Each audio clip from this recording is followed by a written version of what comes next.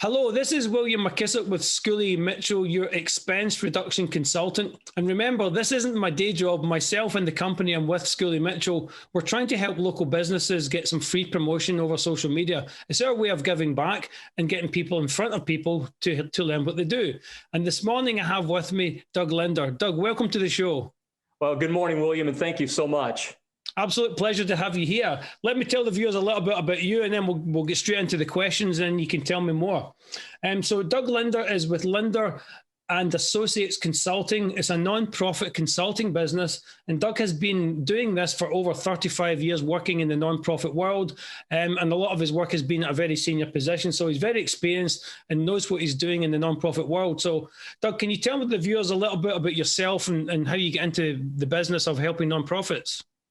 Certainly can. Real quickly, grew up in St. Louis, met my wife of almost 45 years in college. We've got 3 kids and 6 grandkids. And we've been here in Florida for about 21 years. I joined nonprofits early in my career.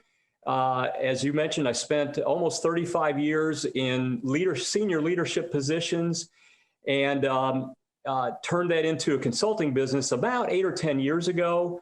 I just enjoy what I'm doing. Nonprofits are a special breed of cat, and it's just in my blood, so I love helping them. Yeah, you can clearly see your experience is coming to the fore where you thought, well, okay, I've got all this experience. Let me use it to help businesses in a separate way. So can you be a little bit more specific about what consulting in the nonprofit world is? Well, obviously, especially in today's world, but honestly, always nonprofits struggle because they're dependent on some of the programs that they run. Some nonprofits do, but they're also dependent on fundraising, and ultimately, they have a board of directors. And what I find a lot of times is that the board of directors is dysfunctional. Perhaps the CEO or executive director joins into that fray. And so mostly what I try to focus on is the board and their relationship with the CEO. Ultimately, that affects fundraising. It affects esprit de corps of the organization and everything. So that relationship is ultimately important. And at the end of the day, the board of directors is the organization, and they have to realize that and assume the responsibilities and no more, because if they've got staff, there's only so much that they should do. They've hired staff to do the rest. So that relationship is very unique in I think, in the business world. So you kind of touched on my next question is what's the difference between profit consulting and non-profit consulting? You kind of hit that there with speaking about the CEOs, et cetera, and the work that they do. So, but what sets you apart from the competition that does what you do? Well, I can't speak for everybody out there that does nonprofit consulting, but a number of folks that I have run across don't have 30 or 35 years of experience inside a nonprofit. Most of them have been, maybe they've been an executive director for a few years. They've been on a bunch of boards, and there's nothing wrong with that. That's the other side. I also serve on 2 boards right now. I've served on several others during my time. But the executive director or CEO really needs that person that understands what they live through every day. They've got, again, 12, 15, maybe 20 board members who don't live in their chair. They just come once a month, or maybe they got a committee meeting. So maybe their touches are a couple of times a month. And the rest of the time, this key leader is running the organization, most of the time without praise and thank yous. But regardless of that, a lot of times with not a great deal of understanding from the board of what's going on. They come in, make a few decisions, and go ahead and leave again. So again, I get back to that relationship. It is a very unique kind of thing. It can be real fragile, or it can be really strong and just take that organization, higher and higher. Yeah, I completely understand that. I used to work in local government and report to committees. So I get it. Where there's a committee or a board involved, and the person at the head who's like the officer or the employee, it can be difficult. And having support like yourself can really make that a lot easier for the person making those decisions. So that was a fantastic explanation. So thank you, Doug. So what kind of and what size of nonprofits do you work with? Well, I try to focus on small nonprofits, but I certainly have worked with medium-sized budgets up to maybe $10 million or so. Currently, the clients I have are smaller than that, but I'm just interested in helping any organization that's social service based. There are, and let me just say this, there are many, many wonderful nonprofits out there.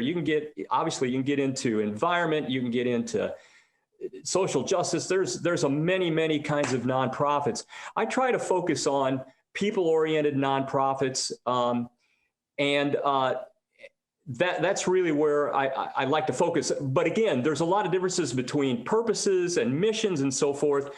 But the underlying operational principles are not from a nonprofit, again, not very dissimilar from a for-profit business, but those underlying business principles are all pretty much the same. So if I can come in and help shore some of those things up, the relationships, the systems, the policies, et cetera, hopefully I'm going to leave that nonprofit in a better situation. And based on their goals, I will help them direct them in that direction. Hope that helps. Yeah. Oh, thank you. So can you share some successes with me as a final question, a final thought from me? What does success look like, and can you share some of that with me? Well, so what success looks like, let me address that. That's a really interesting question. A good nonprofit has a mission statement that is just not quite attainable. It's not pie in the sky, but it is more than a reach.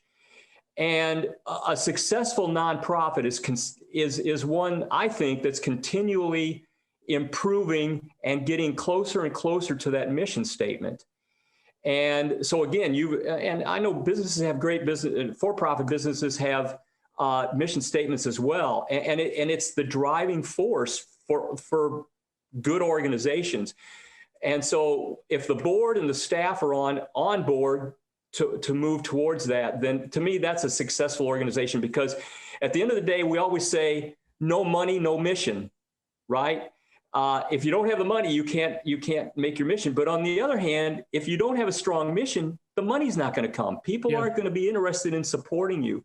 So again, my goal is to try to help define that mission, or if they've already have one, to seek it. So that's the first part of the question. Remind me what the second part was. It was kind of overall, what does success look like? And you've explained that. Can you talk about any successes you have had personally? Sure. Let me give you, I've helped a number of nonprofits get started. I enjoy doing that because at the foundation of a nonprofit are the bylaws, and I've seen a lot of bylaws that are just not put together correctly.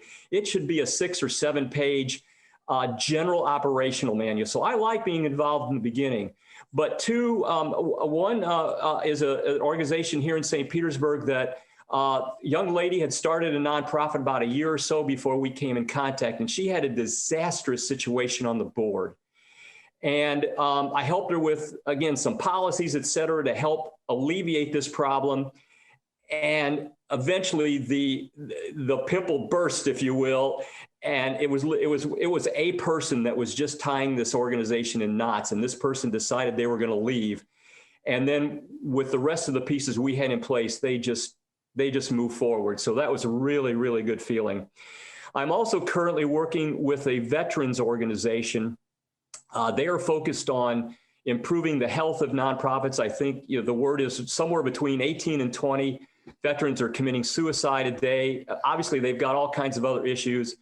This organization was founded by 4 guys, and I think at the time, they're about 5 years old. I think at the time, the youngest one was about 74 years old.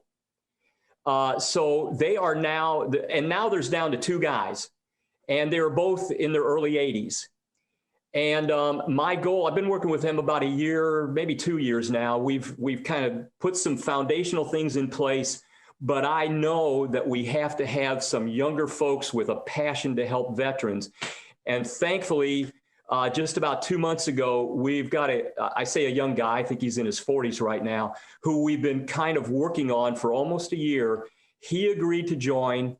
He's brought 2 more people with him. And then there's another gentleman that's going to join once he kind of cleans up not clear, but clears up some of the activities that he's got going on. And then we found another lady who is currently serving in the Army.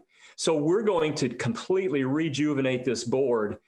We have our first official board meeting next week. I'm just excited as I can be to get this organization rolling with new blood and alleviate some of the hard work that these two poor guys have been doing on their own. So that's a couple things that are going on. And again, I just really have enjoyed working with those two organizations and many others. Yeah, no, that's great. People can clearly see that you have the passion for this, and obviously you know what you're doing. And anybody watching this video, please like and share. Send it all over social media, because there are good people in the world, and Doug is definitely one of them, who's trying to do some good for nonprofits. And you can clearly see what he just said there with his successes, that it makes a difference. Absolutely makes a difference, and you explained that really well, Doug. Also, please remember that his details are underneath his portion of the video.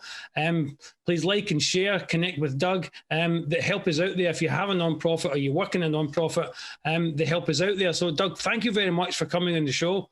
Absolutely, it's my pleasure. It's my pleasure, William. I can't thank you enough. Thanks again. Thank you very much. And I'll now hand it over to Dave for the weather.